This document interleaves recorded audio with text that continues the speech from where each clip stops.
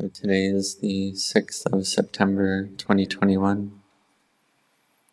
We've come together for the evening chanting session to cultivate the recollection of the Buddha. And this Buddhanusati, the recollection of the Buddha as a meditation object, is an appropriate meditation object for those of a faith character type. This recollection of the Buddha, recollection of the Dhamma, recollection of the Sangha, these are important meditation practices for such a type. One can also recollect the generosity that one has done, or the virtue, the sila that one has cared for, or the qualities of devas, devanusati, such as hiri and ottappa, the shame, shrinking away from wrongdoing, fear of the results of wrongdoing. So one recollects the Buddha, the Dhamma, the Sangha as the object of one's mind. And in this way, rapture can arise easily. The mind can become firm and stable in samadhi. One can also use the meditation word with the in and out breath, but on the in breath and do on the out breath. Or in the in-breath, bhutto, you can also do. So one uses this meditation object to bring the mind to peace, to collectedness, to samadhi. And sometimes the great teachers have spoken about other ways to bring the mind to peace, such as thinking about a friend that you have love for, loving kindness for, or you think of something that makes your heart feel at ease. Think of something that brings a sense of ease and well-being to the heart. And this is the mind that's not distracted and thinking here and there, but a mind that's relaxed and at ease. To think of something that you like that brings you ease in that way. So these are methods to bring the mind to peace all the same. And so we think, recollect the Buddha's qualities as an important primary practice. And one can also contemplate the Dhamma. And one thinks, well, what use, what value does this have, this contemplation of the Dhamma? One may also think, when one contemplates, does one use thought? So one has the wisdom that arises from listening.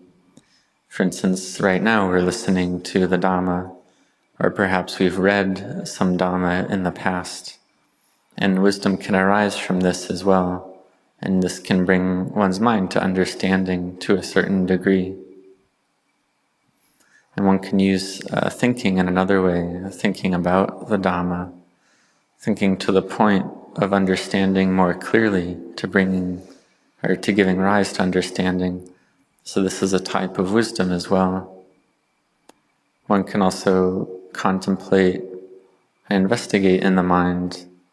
When the mind isn't yet peaceful, then one contemplates like this and uses thought, and this can bring the mind to peace, give rise to samadhi deeper than before. And so one investigates the Dhamma to make the Dhamma more clearly. Even just when we're sitting normally like we are now, whatever we feel or we think, we can ask, we can bring about, or we can use questioning, say, well, why is this body not self? Why is that the case? And this can be a wisdom that arises from thinking. We think, well, is it a self? Well, the Buddha taught that it's not self, isn't it? And so we see it's the elements of air, earth, fire, and water gathered together. So one can think and contemplate like this, reflect like this, and see that in truth there's no self there to be found, just like that. And when one contemplates like this, greed, aversion, and delusion can't arise. So this is wisdom arising to a small degree from the use of thinking. So one contemplates and thinks, uses thought like this continuously all the time. It's one way to bring the mind to peace, to samadhi. It's using wisdom for the sake of bringing the mind to peace. So we contemplate, investigate like this, and the Buddha taught to develop the mind like this, to bring the mind to peace and collectedness, to stillness, to investigate for the sake of seeing the Dhamma. So the Buddha is the one who realized the truth for himself. He attained to knowledge, attained to full awakening, to arahantship, cut off all craving and attachment in his heart, saw that all materiality and mentality is not self. He investigated and contemplated like this. So form or materiality, for instance, we contemplate as well. We see that it's uncertain, it's unstable, something that's ever-changing. It can't last at all. We see that it's not self. So we see that, we understand that, and so we contemplate and we think more deeply about this. We contemplate with the Dhamma. And when the mind is collected well, then we can use Dhamma Vichaya, the investigation of the Dhamma, which is one of the 7 bojjhangas, the factors to awakening, which are the factors that help us to see the Dhamma clearly. So when the mind has more energy and strength from samadhi, then we can use this quality of Dhamma investigation. But at first we use thinking, the wisdom and thinking together. We use this when the mind isn't yet peaceful. But this thinking for the sake of wisdom, it's not just proliferation and busyness of mind. Because this busyness of mind is the mind that's thinking, following greed, aversion, and delusion. This thinking and proliferating according to defilement. This gives rise to sadness, low moods, bad moods in the heart. It gives rise to liking and disliking. So this is proliferation and thinking. But when we use wisdom, then we think, and we use memory and perception, but we think as our meditation practice, we use wisdom. So we can recollect the qualities of the Buddha. And this is one way of using our thinking to bring our mind to peace and collectedness.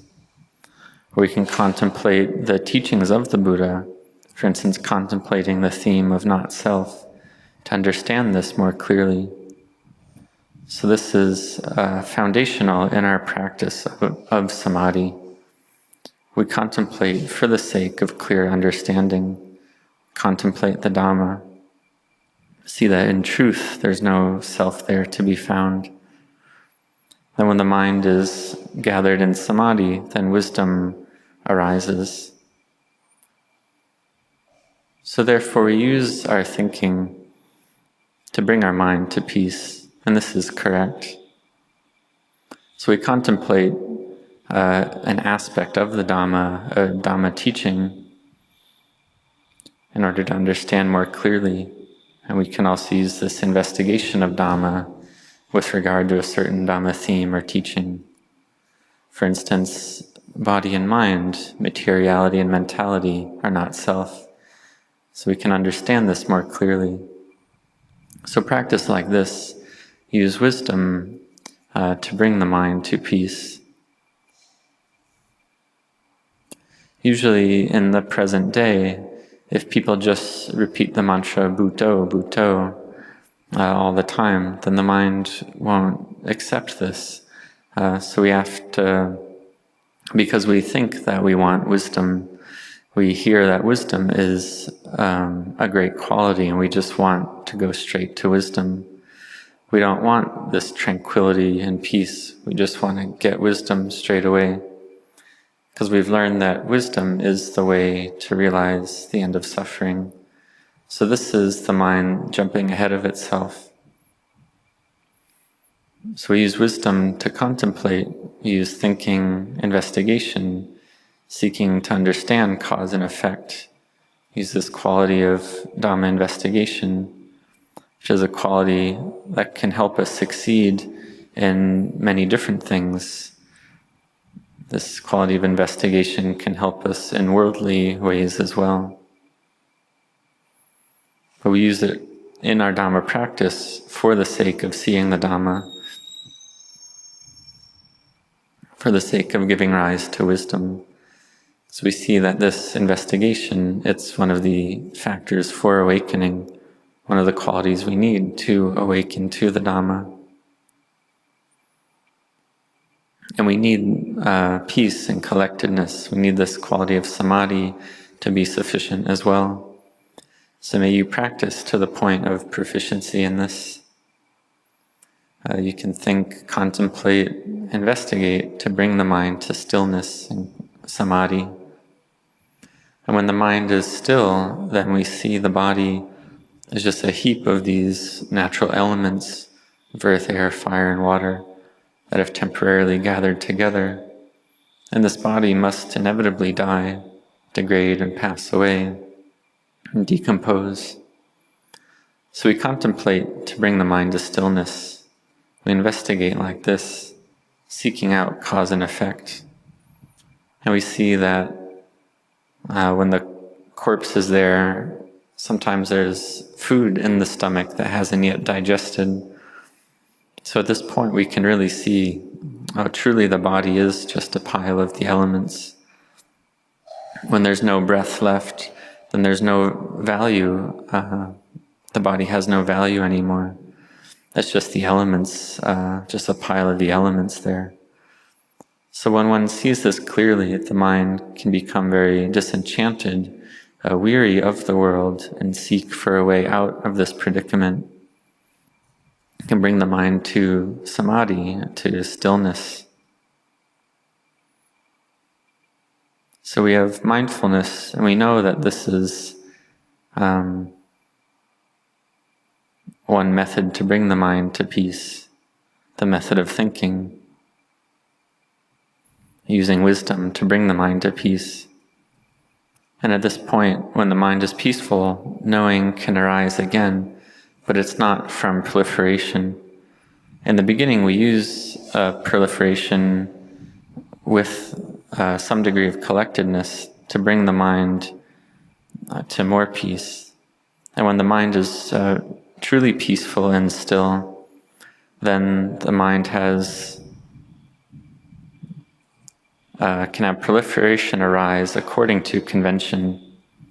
But this knowing arises simultaneous with the proliferation.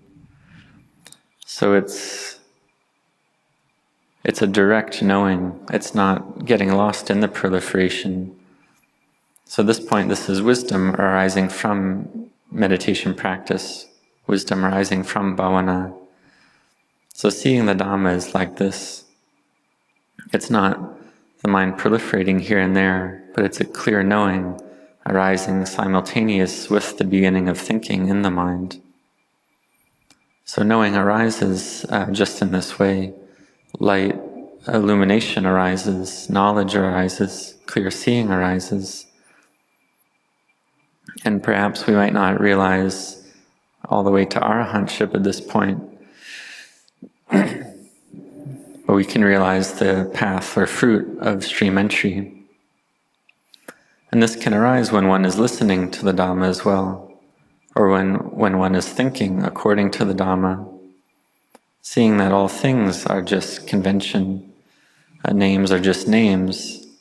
Like we have the meditation hall, the Bodhisattva temple, the chedi, the robe, the bowl, different names for different things, monastics and lay people. We see that it's all convention. So this is contemplating according to Dhamma, investigating according to Dhamma, and then peace arises, samadhi arises, and then clear knowing arises again. So we go from the wisdom from thinking to the wisdom that arises directly from meditation practice.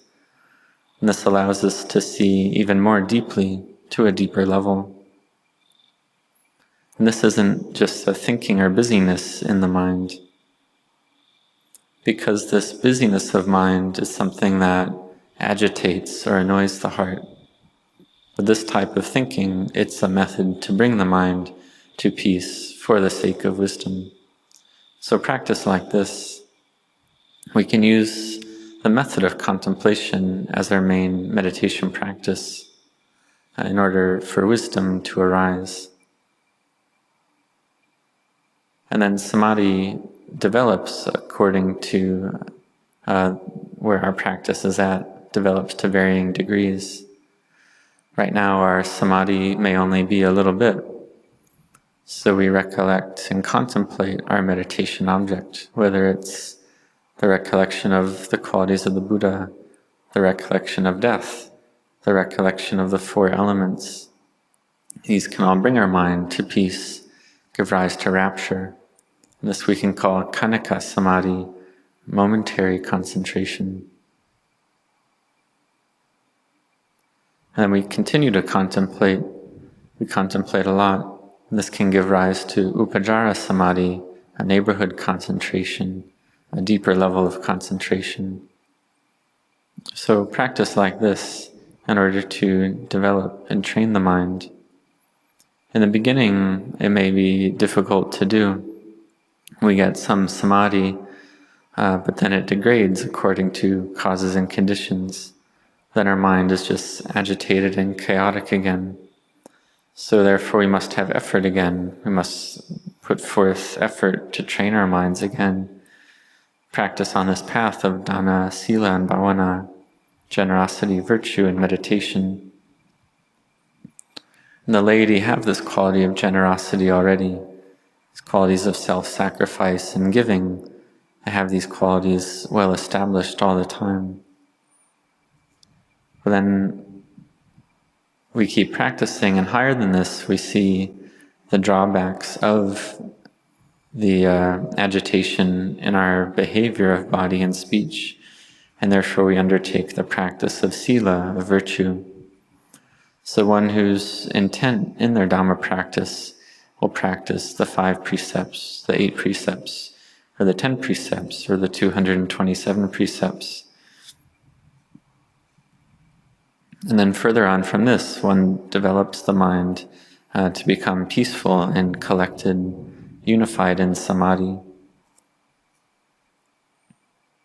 Because if one starts to practice virtue, one sees that the mind is covered over with greed, aversion, and delusion, with sleepiness, restlessness, doubt, craving, or ill will.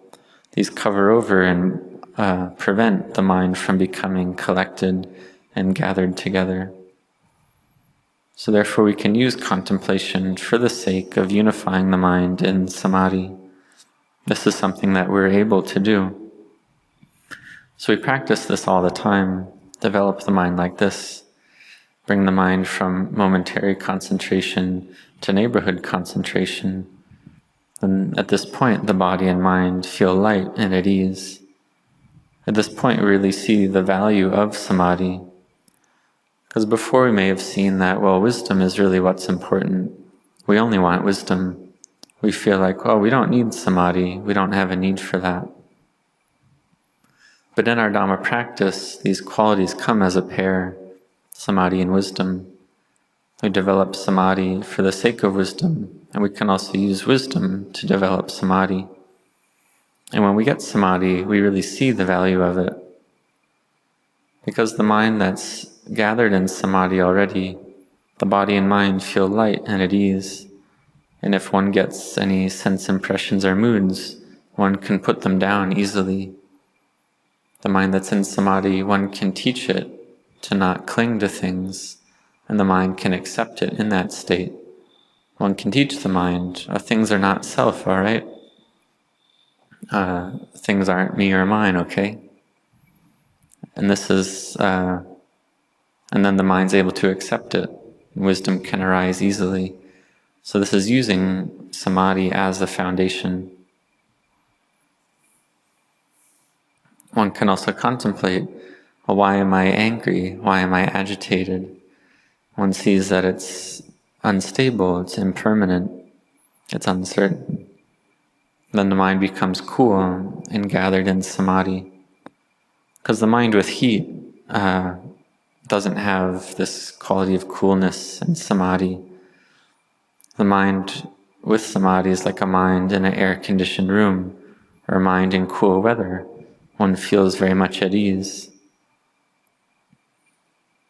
So the mind is cool and at ease. One sees that any amount of greed that arises is a kind of heat in the mind. Aversion is a kind of heat. Delusion is a heat in the mind. It's nothing but agitation and trouble for the mind. So we see that the mind that's cool and in samadhi, this is a heavenly state. Samadhi is heaven. It's a kind of happiness, and it's has wisdom as well. But it's not that we just get this samadhi and we're stuck in it, but we have wisdom as well in order to see clearly. We think, we contemplate, we investigate according to the Dhamma to see the body in truth is something that's not beautiful. It's just composed of these elements of earth, air, fire, and water. And the mind that's in samadhi can understand this to a deeper level. So we contemplate in this way. So before we may just had the energy of khanika samadhi, momentary concentration, and then with upacara samadhi, things become more clear.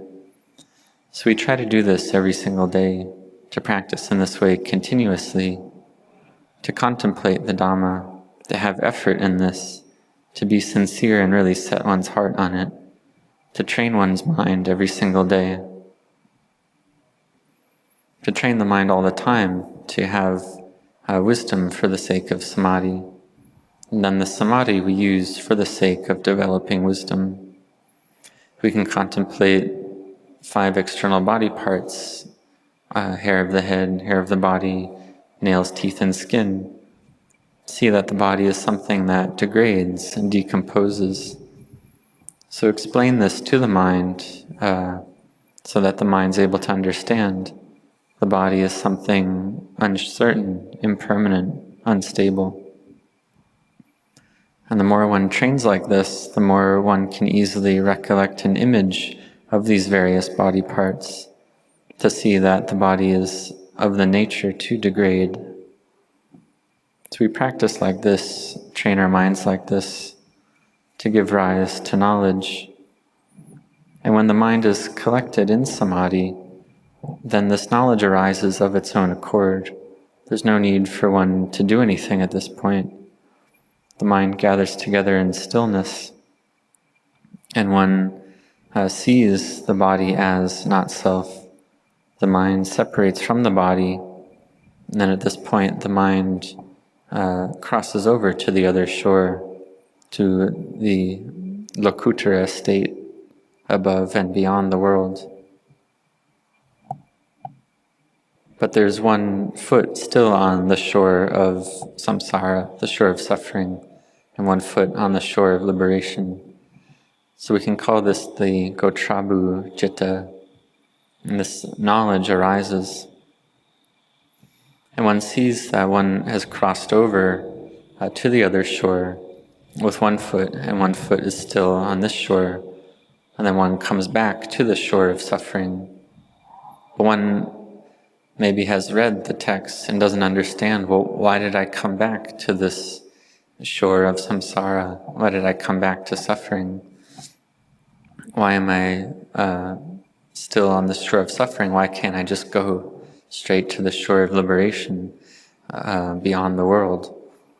So this is something Dhamma practitioners may experience, because Dhamma practitioner may have a hot heart, may be hot-hearted like this, because they've seen this state of freedom already, and they think, well, why don't I just go there straight away? Why can't I just go there completely? And the answer is because there's still clinging, there's still attachment, and therefore the mind doesn't go all the way to the shore of freedom.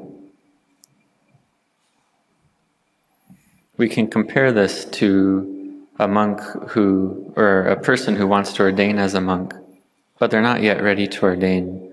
So they like the idea of ordaining, they want to be a monk, and they like living like a monk, but they're just not ready yet. So they go home, back to their life as a layperson and prepare themselves. So we keep practicing, we keep contemplating, and then one day, through our practice and contemplation, we can see clearly. For instance, seeing the skin or seeing the hair, seeing any of the various body parts, seeing clearly, then knowing arises. For instance, one may cut one's hair, and the hair hasn't even yet hit the ground, but the mind gives rise to clear knowledge that, oh, this is not self, not me or mine. This is seeing the Dhamma to a deeper level, seeing it deeper than before, seeing that the body is impermanent, unstable, exists as a convention. We can call it a type of organic machine or biological machine. Like a robot, there's really no one there.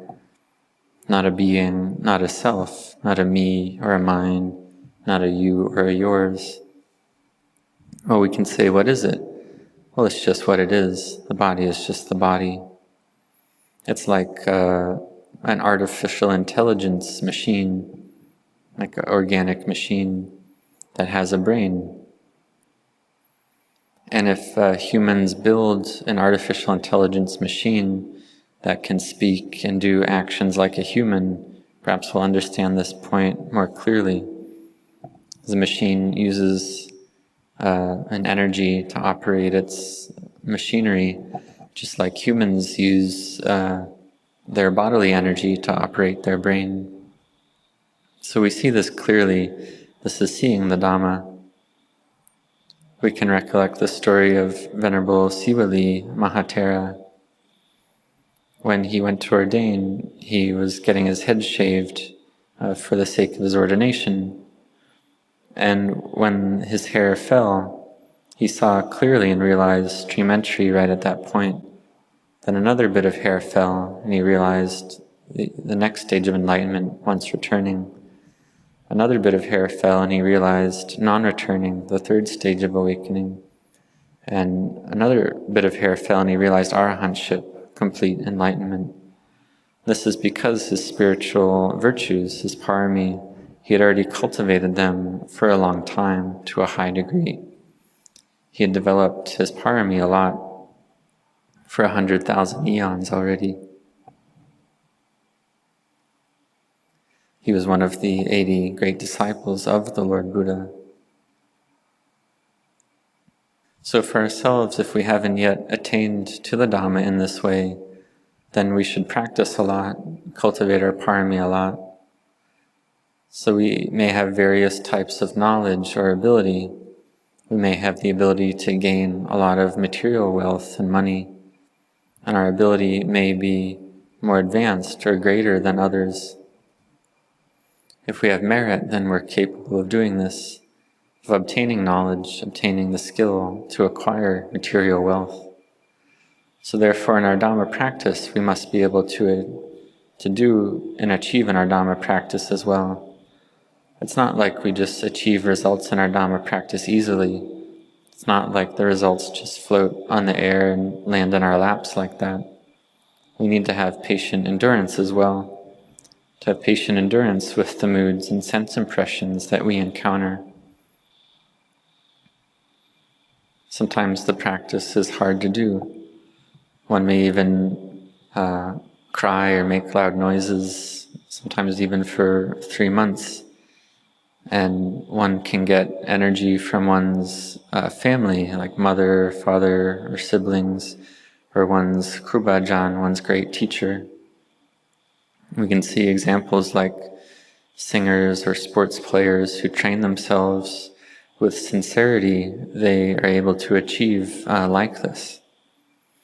They can be the best in their country, the best in their continent, or the best in the world.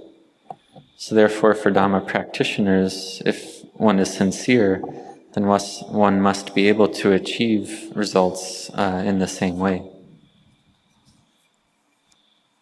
One gives rise to clear knowing, and one has already studied and learned many of the Buddha's teachings already, or listened to many teachings from the great teachers. So one has gained this knowledge already, and therefore one must practice, one must put forth effort, set one's heart on the practice. And then if one does this with sincerity, one must realize the results and realize the fruits of the practice as well. So one sees the body parts, hair of the head, hair of the body, nails, teeth, and skin. And then wisdom arises, the mind becomes firm and stable in the meditation practice. One at first uses one's thinking to bring the mind to peace. Then one can understand more clearly. The mind becomes open, receptive, and can accept the teachings at this point. So all these practices we do for the sake of samadhi, for bringing the mind to peace and collectedness, to know clearly. And this clear knowing, it's not proliferation, but it's wisdom that arises directly from meditation. That at this point freedom arises, the fruits of Dhamma arises, clear understanding arises. So therefore we need to have effort, we need to put forth effort in our practice. If we don't put forth effort, then we won't realize the fruits. Because the Buddha is in our hearts already. And if we don't make effort, then the Buddha doesn't arise for us. It's just like rubbing sticks together for the sake of making a fire. If we don't rub them together, then the fire doesn't arise. If we don't seek out the Buddha, make effort to find the Buddha, then we won't find the Buddha. If we just engage in our work and livelihood and seek out delicious food and pleasures, then the Buddha won't arise in our hearts. This is the mind that's lost in the world, lost in convention. But one with wisdom will have effort to seek out the Buddha. One will set one's heart on it with sincerity. So we see that one becomes free from suffering because of one's effort, not because of anything else, but it's because of one's effort. Not because of a lack of effort, but because of effort. So we see that the Buddha taught, the Buddha is right in front of us already.